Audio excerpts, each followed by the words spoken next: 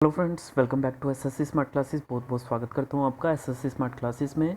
तो अगर आपने प्रीवियस लेक्चर नहीं देखे इंडियन इकोनॉमिक्स के, बहुत ही बेस्ट तरीके से मैंने आपको करवाए हैं, तो जाके प्लेलिस्ट में ज़रूर देखिएगा। ये बहुत मेहनत से मैंने बनाए हैं। हैंड रिटन नोट्स पीडीएफ जैसे ही कंप्लीट होती है I will provide the link in the description box. तो आज शुरू करते हैं हमारी नेक्स्ट वीडियो।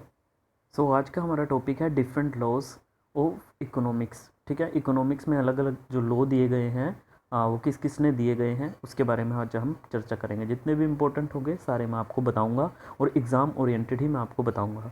तो सबसे पहले एडम स्मिथ जो था, जिन्हें फादर ऑफ इकोनॉमिक्स कहा जाता है, very very important question directly exam में पूछा जाता है। तो इन्होंने एक बुक लिखी थी, the book written by him, that is wealth of nation. 1776 में ये बुक इन्होंने लिखी थी, एडम स्मिथ ने, फादर ऑफ इकोनॉमिक्स। कॉन्सेप्ट इन्होंने दिए थे, कौन कौन से कॉन्सेप्ट दिए थे? कॉन्सेप्ट ऑफ कैपिटलिज्म, ठीक है, यूएसए में जो कि चलता है, concept of individualism and third one is concept of benefit approach and the fourth one is concept of lazy fair. ठीक है, ये जो लेजी फेयर है ये बहुत ज़्यादा आपका एग्ज़ाम में पूछा जाता है। ठीक है, लेजी फेयर जिसमें आपकी गवर्नमेंट की कोई इंटरवेंशन नहीं रहती, गवर्नमेंट की कोई पार्टिसिपेशन इसमें नहीं रहती, रोल नहीं रहता। इसके बारे में ऑलरेडी डिस्कस कर चुका हूँ। एक बार फिर से देख लेते हैं लेजी फेयर। 18वीं सेंचुरी के एंड में एक टर्म जो है वो कॉइन हुई थी, लेजी फेयर। इसका मतलब होता है मार्केट को फ्री ऑफ रूल्स और रेगुलेशन करना। ठीक है, ये टर्म आई कैसे थी? 19वीं सेंचुरी की शुरुआत में। ठीक है, इंग्लैंड की जब इकोनॉमी बड़ी तेज़ी से बूम कर रही थी, उसके बाद लेट 19वीं सेंचुरी में आते आते जो है यूएस की इकोनॉमी भी बढ़ रही थी। ठीक है, तो उसके बाद देखिए, it is associated by the capitalism economy. 21 century आते आते ये जो लेज़ी फेयर टर्म है इसका यूज़ कम हो गया। ठीक है, इसका यूज़ क्योंकि जैसे जैसे हम इकोनॉमी को बहुत ज़्यादा लिबरलाइज कर रहे थे, free of rules and regulation कर रहे थे। ठीक है, तब क्या हो रहा था कि कोई भी दूसरी कंट्री आए और वहाँ पे अपने कम्प्लीटली अपने रूल्स और रेगुलेशन लगा करके उस कंट्री पर जो है वो एक तरीके से उस कंट्री को अपना स्लेव ना बना ले, मोनोपोली ना क्रिएट करने लग जाए। ठीक है, तो बिल्कुल रूल्स और रेगुलेशन को हम फ्री नहीं कर सकते। तो ये जो टर्म है लेजी फेयर, जब इकोनॉमी धीरे धीरे बूस्टअप करने लगी, ठीक है, तो फिर ये 21वीं सेंचुरी आते थे ये जो टर्म है बहुत कम यूज़ होने लगी। क्यों? क्योंकि रूल्स और रेगुलेशंस तो बहुत ज़रूरी हैं। ठीक है, हम ये नहीं कह सकते कि कोई भी कंट्री जो है वो ऐसे देखा जाए तो परफेक्ट कैपिटलिस्ट कंट्री नहीं हो सकती। रूल्स और रेगुलेशन के बिना यार कोई भी कंपनी है, कोई भी फॉर्म है, ठीक है, तो वो चल ही नहीं सकती। ठीक है, वो अपनी मोनोपोली क्रिएट करने लग जाएगी या कुछ भी अनफेयर। ठीक है, जैसे मैंने आपको सेबी का एग्जांपल दिया था। ठीक है, क्योंकि स्टॉक मार्केट में इनसाइडर ट्रेडिंग हो रही थी, तो इसी वजह से सेबी का आना बहुत ज़्यादा ज़रूरी हो गया था। पहले उसके पास रूल्स और रेगुलेशंस से वो देख सकती थी कि कोई इंटरनल जो है वो गड़बड़ नहीं हो रही, लेकिन उसके पास क्या था, वो पावर नहीं थी, एक्शन ले नहीं सकती थी वो उस चीज़ के अगेंस्ट जो गलत कर रहे हैं। ठीक है, इनसाइडर जो ट्रेडिंग हो रही थी। तो फिर उसके बाद सेबी को क्या कर दिया गया? ऑटोनोमस बना दिया गया। ठीक है, और ऑटोनोमस बनाने के अब वो फैसला भी ले सकती है। ठीक है, उस पर एक्शन भी ले सकती है। ठीक है, जैसे मैंने सत्यम कंप्यूटर्स का आपको एक एग्जांपल भी दिया था जिसका भंडाफोड़ हुआ था। ठीक है, ये सेबी की वजह से ही हुआ था, जिन्होंने अपने कंपनी के जो शेयर्स हैं, अपना प्रॉफिट है वो ज़्यादा दिखाना शुरू कर दिया था। जितना हुआ प्रॉफिट तो हुआ था, लेकिन वो ज़्यादा दिखाना शुरू कर दिया ताकि लोग उनके कंपनी के शेयर्स जो हैं वो, पॉलिसीज़ जो हैं वो खरीदें। मार्केट में ऐसी हवा लग गई थी। ठीक है, तो लेकिन ये गलत था। तो ये मैंने लेज़े फेयर का आपको एक एग्जांपल बताया। Hire and fire is a policy of, ठीक है, तो अगर मैं ये कहूँ कौन सी पॉलिसी, तो कैपिटलिस्ट है। कैपिटलिस्ट में क्या होता है, कोई चीज़ पसंद आती है तो ठीक है, पूंजीपति का जो देश है, अगर नहीं पसंद आती तो यू कैन फायर इट। ठीक है, सो ये आगे देखिए, जो अगला लॉ है वो है जेबी से ने कहा था, एक स्टेटमेंट दी थी, क्या? Supply creates its own demand. ठीक है, जो सप्लाई है वो अपने आप ही जो डिमांड है उसको क्रिएट कर लेती है। रेगनर फ्रिच, तो रेगनर फ्रिच ने क्या कहा था, ये इंपॉर्टेंट है बहुत ही ज़्यादा, इनफैक्ट वेरी वेरी इंपॉर्टेंट है ये रेगनर फ्रिच। इन्होंने माइक्रो एंड मैक्रो टर्म जो है वो इंट्रोड्यूस की, कब की थी? 1933 में इंट्रोड्यूस की थी। ठीक है, 1933 है। ठीक है, Ragnar Frisch. The first prize of economics was awarded in 1969। ठीक है, और 1969 में इन्होंने क्या कहा था, इनको एक अवार्ड मिला था रेगनर फ्रिच को, और साथ में जैन टिम्बरजन को 1969 में इकोनॉमिक्स में इनको फर्स्ट प्राइज़ मिला था। उसके बाद देखिए जे एम कीन्स, ठीक है। जे एम कीन्स जो थे फादर ऑफ मैक्रो इकोनॉमिक्स के फादर इनको कहा जाता है, ये बहुत इंपॉर्टेंट है। उसके बाद देखिए नेक्स्ट है आपका Keynesian psychological law of consumptions. तो ये लॉ क्या कहता है, देखिए it says according to the Keynes when income rises consumption expenditure also rise. कह रहे हैं कि जैसे जैसे इनकम बढ़ती है वैसे वैसे हमारे कंजम्पशन और एक्सपेंडिचर भी बढ़ते हैं। लेकिन लेकिन अगर हम देखें जो कंजम्पशन में प्रोपोर्शनेट चेंज होता है वो कम होता है एज़ कम्पेयर टू इनकम, ठीक है। ऐसा नहीं है कि इनकम ज़्यादा बढ़ रही है तो आपकी जो कंजम्पशन, आपके जो एक्सपेंडिचर है वो भी बहुत ज़्यादा बढ़ रहे हैं, नहीं। आप सेविंग ज़्यादा करोगे, ठीक है, उस रेट में कंजम्पशन बढ़ेगा लेकिन उस रेट में नहीं बढ़ेगा, ठीक है। तो ये कहना चाह रहा है। फॉर एग्जांपल मैं आपको देता हूँ, इनकम है, एक्सपेंडिचर है और सेविंग है। तो 100 रुपये की पहले इनकम थी, आप खर्च कर रहे थे 50 रुपये और बचा रहे थे 50 रुपये, की सेविंग होगी।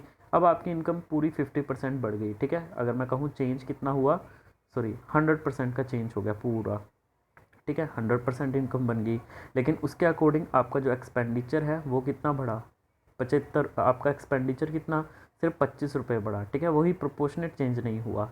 आपका बढ़ना तो चाहिए था पूरा का पूरा 100%, ठीक है, लेकिन नहीं, उतना नहीं बढ़ा। 100% मतलब 100 रुपये बढ़ना चाहिए था, ठीक है। तो उसी अकॉर्डिंग आपकी प्रोपोर्शनेट नहीं हो रही इनकम के अकॉर्डिंग। कीन्स इन्वेस्टमेंट मल्टीप्लायर, ठीक है, ये भी इंपॉर्टेंट है। कीन्स इन्वेस्टमेंट मल्टीप्लायर, ठीक है, एक प्रिंसिपल इन्होंने दिया था, वो प्रिंसिपल ही एक्चुअली है कीन्स इन्वेस्टमेंट मल्टीप्लायर। तो change in income, rate of change in income, ratio of rate of change in income to the change in investment, ठीक है। इतना ही आपको करना है, इससे ज़्यादा आप एसएससी पूछती भी नहीं है। आगे देखिए ग्राहम्स लॉ। ग्राहम्स लॉ के अकॉर्डिंग क्या कहता है ये, bad money will throw out the good money from the market, कि जो हमारी बैड मनी है वो मार्केट से क्या करती है, गुड मनी को बाहर निकाल देती है। नेक्स्ट देखिएगा फिलिप कर्व, ठीक है, AW फिलिप ने दिया था। It shows the inverse relationship between inflation and unemployment, ठीक है। ये एक इन्वर्स रिलेशनशिप को शो करता है इन्फ्लेशन और अनएम्प्लॉयमेंट के बीच में, ठीक है, इन्फ्लेशन एंड अनएम्प्लॉयमेंट। नेक्स्ट देखिए आपका लोफर कर्व, ठीक है। आपकी लोफर कर्व क्या डिनोट करती है, denotes the relationship between the rate of tax and tax revenue, ठीक है। इनके बीच में रिलेशनशिप ये शो करती है, ठीक है। आपको सिर्फ इतना ही पता होना चाहिए, ये इंपॉर्टेंट है, बस इतना ही। Cheap money and dearer money, ठीक है। तो चीप मनी क्या होती है, money which is available to the borrower at low rate of interest. Low rate of interest पे जो मनी बोरोवर को अवेलेबल हो जाती है उसको हम बोलते हैं cheap money. And what is the dearer money in terms of economics, economics के टर्म्स में जो डियरर मनी होती है उसका मतलब होता है money which is available to the borrower at high rate of interest, ठीक है। वो इसमें हाई रेट ऑफ इंटरेस्ट हो जाएगा, इसमें आपका लो रेट ऑफ इंटरेस्ट आपका हो जाएगा। नेक्स्ट है आपकी पॉवर्टी। तो पॉवर्टी का हम देख लेते हैं। पॉवर्टी का जो रेगनार नर्क्स ने क्या बोला था पॉवर्टी में, उन्होंने बोला था the poor nation they will always be poor due to the cycle of poor, ठीक है। उन्होंने कहा कि जो पुअर नेशन है वो हमेशा they will always be poor due to the cycle of poor, ठीक है। इन किसने कहा था, पॉवर्टी में रेगनार नर्क्स ने। उसके बाद देखिए tools use to calculate poverty. Poverty को मेजर करने के कुछ टूल्स होते हैं। सबसे पहले आपका Lorenz curve, second is Gini coefficient, the third one is labour, ठीक है। लेबर के ऊपर कोल मार्क्स ने एक थ्योरी भी दी थी। तो उसके बाद इन्होंने एक बुक लिखी थी, the book written that is Das Kapital 1867 में इन्होंने बुक लिखी थी, ठीक है। उसके बाद देखिए नेक्स्ट वन इज पॉपुलेशन के ऊपर एक थ्योरी दी थी, किसने, मालथ्यूस ने, ठीक है। आगे देखिएगा क्वांटिटी थ्योरी ऑफ मनी, ठीक है। क्वांटिटी थ्योरी ऑफ मनी ये भी मोस्ट इंपॉर्टेंट है।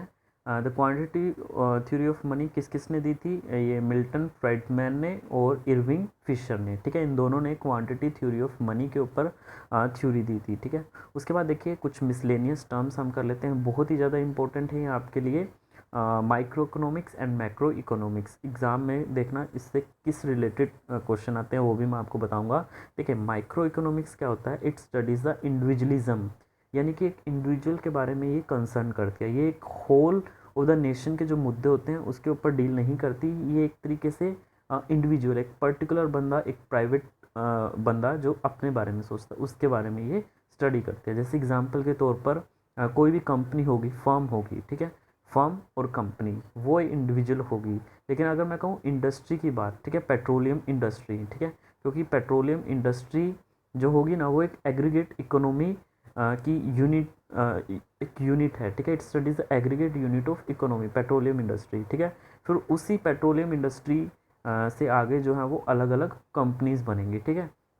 तो जैसे BPCL हो गया, ठीक है, तो ये क्या है, एक माइक्रो इकोनॉमिक्स के अंदर आता है। लेकिन मैक्रो इकोनॉमिक्स क्या करती है, it studies the aggregate unit of economics, example is petroleum industry. उसके बाद देखिए माइक्रो इकोनॉमिक्स के आपके जो टाइप हो गए, इसको हम प्राइस थ्योरी भी बोलते हैं, it is also known as price theory, that is macro economics. तो इसके एग्जांपल हो गए आपके price, demand, supply, any individual form जिसको हम बोल देते हैं, ठीक है। ये सब आपकी क्या होगी, माइक्रो इकोनॉमिक्स के अंडर आती हैं। लेकिन when I talk about the macro economics, so it deals with the nation के जो इंटरेस्ट होते हैं, ठीक है, एग्रीगेट यूनिट्स ऑफ इकोनॉमी, ठीक है, उसको डिस्कस करता है। फॉर एग्जांपल इनकम थ्योरी हो गया आपकी, एग्जांपल में आपका हो गया aggregate demand, aggregate supply, price level, inflation, employment, money and banking, ठीक है। ये सारी चीज़ें जो होगी आपकी मैक्रो इकोनॉमिक्स के अंदर आती हैं, ठीक है। वेरियस प्राइस, डिमांड, सप्लाई, ठीक है, ये सब आपकी क्या आती हैं, माइक्रो इकोनॉमिक्स के अंदर आती हैं, ठीक है। मेरे ख्याल से ये समझ हो गया, आप समझ आ गया होगा आपको माइक्रो इकोनॉमिक्स और मैक्रो इकोनॉमिक्स के बीच में, ठीक है। जो मैक्रो इकोनॉमिक्स है ये एक तरीके से पूरे राष्ट्र के बारे में जो है वो लेके चलता है, राष्ट्र के मुद्दों को लेके चलता है। और मैक्रो में इंडिविजुअल, एग्जांपल में जैसे मैंने आपको बताया प्राइस डिमांड या इंडिविजुअल डिमांड भी हम बोल देते हैं, ठीक है। फॉर एग्जांपल मैं आपको इसको एक्सप्लेन करता हूँ, A और B, ठीक है, ये दो कंपनीज़ हैं, ठीक है। एक बंदा एक कंपनी जो है वो आपकी कोको कोला बनाती है, ठीक है। तो इस कंपनी ने क्या किया, अपने कोको कोला का जो प्राइस है वो 10 रुपये रखा, ठीक है, 10 रुपये रखा। सपोज करो एक बोतल जो इनकी 300 ml की है, 10 रुपये उसका प्राइस रखा। और कंपनी बी ने क्या करा, उसका जो प्राइस है वो कितना रखा, 9 रुपये रखा, ठीक है। अब इसके कुछ अपने कस्टमर्स होंगे जो 10 रुपये में खरीद रहे हैं। तो अब इसने जब 9 रुपये का प्राइस रखा तो होगा क्या, ये जो कस्टमर्स हैं ये यहाँ पे स्विच कर जाएंगे, ठीक है, जिसने 9 रुपये प्राइस जो है वो रखा था, ठीक है। तो अभी जो ए कस्टमर है, ठीक है, ए कंपनी है, जो सॉरी जो ए कंपनी है, इसको दोबारा से अगर अपने वो बुलाने हो, ठीक है, अपने डिमांड बढ़ानी हो अपने प्रोडक्ट्स की, क्योंकि कंज्यूमर बी की तरफ शिफ्ट हो रहे हैं, तो इसको अपना प्राइस जो है वो 10 से कम करना पड़ेगा, ठीक है। ये 8.5 अगर प्राइस रखता है तो दोबारा से ये जो कंज्यूमर हैं ये यहाँ पे चले जाएंगे कस्टमर्स, ठीक है। तो ये होती है प्राइस डिमांड, ठीक है। ये अपने अकॉर्डिंग, अपने इंडिविजुअल के अकॉर्डिंग जो है वो सेट करता है। तो ये एक कंपनी की बात हो रही है, ठीक है, एक जनरल लेवल पे बात नहीं हो रही, सिर्फ दो कंपनीज़ की आपस में बात हो रही है। उसके बाद देखिए बहुत इंपॉर्टेंट है ये, कुछ रिवोल्यूशंस मैं आपको बता देता हूँ जो कि इकोनॉमिक्स में सीधा आपके एग्ज़ाम में पूछी जाती हैं। तो डिफरेंट रिवोल्यूशंस में आपका सबसे पहले है ग्रीन रेवोल्यूशन, ग्रीन रेवोल्यूशन, और एक होगी आपकी वाइट रेवोल्यूशन। इनके बारे में थोड़ा सा डिटेल में पढ़ना है, रेस्ट ऑफ द थिंग्स तो हम ये बताएंगे किससे रिलेटेड है। तो सबसे पहले है हमारा ग्रीन रेवोल्यूशन, ठीक है। तो ये जो ग्रीन रेवोल्यूशन है it is related to agriculture, it is given by the William Gaud, ठीक है, यूएसए के थे ये विलियम गोडे। इन्होंने ये कंसेप्ट जो हरित क्रांति का है वो दिया था। और किस चीज़ में क्रांति लेके आए थे, स्पेशली चावल और गेहूं में, ठीक है। तो उसके बाद देखिए फादर ऑफ ग्रीन रेवोल्यूशन अगर मैं कहूँ तो नॉर्मन बोरलैंग है, ये फादर ऑफ ग्रीन रेवोल्यूशन है। Father of Indian green revolution, ये बहुत पूछा जाता है क्वेश्चन, तो इसका आंसर हो गया MS स्वामीनाथन, ठीक है। He is the father of Indian green revolution. Norman ये जो बोरलैंग है इसको गवर्नमेंट ऑफ इंडिया ने पद्म विभूषण अवार्ड भी दिया था, जो कि एक second highest civil honour award है। नेक्स्ट देखिए ग्रीन रेवोल्यूशन में HYV क्या होता है, ठीक है। देखिए ग्रीन रेवोल्यूशन के अंदर ये स्पेशली जो आपकी गेहूं और चावल हैं, ठीक है, इस चीज़ में रिवोल्यूशन आई थी।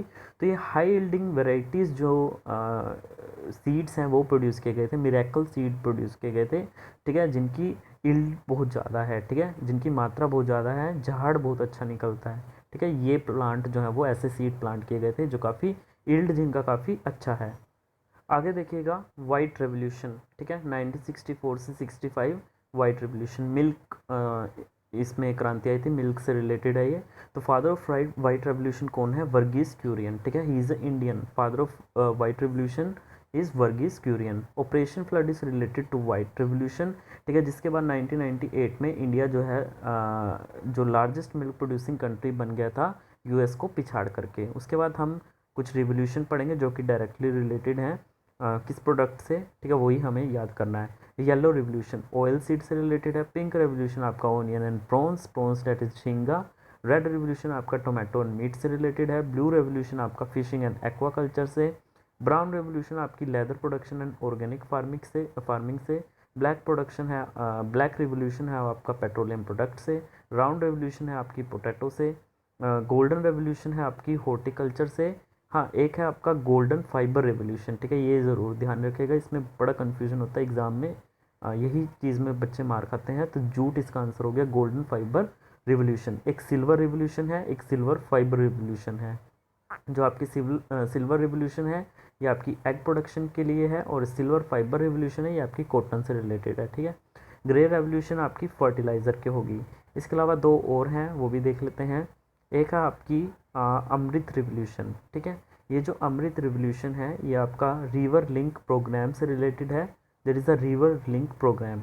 और एक रेनबो है, ठीक है, जिसको हम ग्योर रेवोल्यूशन बोलते हैं। जैसे ये पढ़ा होगा आपने, रेनबो के कलर विबग्योर, ठीक है, violet, indigo, blue, green, yellow, orange and red, ठीक है। तो ये जो लास्ट में ग्योर रेवोल्यूशन यहीं से उठाया गया है, ठीक है। It aims at the availability of vegetables and fruits. G for green, Y for yellow, O for orange and R for red. क्योंकि ये जितने भी कलर्स होते हैं यही आपने मेन देखा होगा वेजिटेबल एंड फ्रूट्स के मैक्सिमम इन्हीं यही कलर हैं, और इन्हीं कलर के फ्रूट्स और वेजिटेबल्स की अवेलेबिलिटी पर एम जो है वो किया गया था। और एक है आपका एवरग्रीन रिवोल्यूशन, ठीक है, ये आपकी न्यू एग्रीकल्चर पॉलिसी से रिलेटेड है, आपकी एवरग्रीन रेवोल्यूशन। उसके बाद देखिए the price in economic science 2019 किस किस को मिला था। जो प्राइज़ है इकोनॉमिक साइंसेस में, अभिजीत बनर्जी, ईशर डफो और माइकल क्रीमर, ठीक है। तो होप ये वीडियो आपको अच्छी लगी होगी, तो प्लीज़ इस वीडियो को ज़्यादा से ज़्यादा लाइक कीजिए, शेयर कीजिए। इससे नेक्स्ट वीडियो में आपको टैक्सेशन सिस्टम पढ़ाऊंगा। तब तक के लिए धन्यवाद।